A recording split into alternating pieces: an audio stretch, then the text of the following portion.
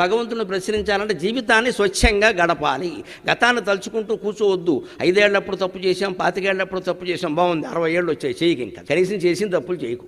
ఇక్కడి నుంచైనా మారలేమా? ఇక తప్పులు కొన్ని చేశాం కాబట్టి తప్పుల కోపంలో, మురికి కోపంలో అలా పడిపోతూ ఉంటామా? తేరుకోమా? ఎప్పుడు అలా చేస్తూ ఉండాలా? నిన్న కూడా తప్పు చేసామండి, ఇవాళ చేయకండి కనీసం. ఇక నుంచి మారండి, తప్పేముందండి?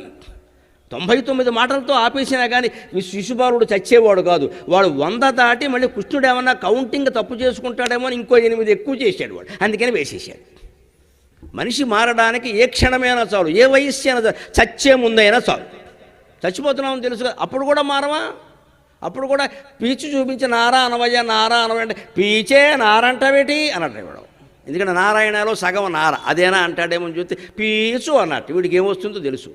అంత బలవంతంగా పట్టు కూర్చుంటే అంటే మన పాపాలు పోవడం మనకి ఇష్టం లేదన్నమాట. మనకే ఇష్టం లేకపోతే ఎలా పోతాయండి? ముక్కోటి ఏకాదశి వల్ల పోతాయా నీ మనసులో మార్పు లేకుండా?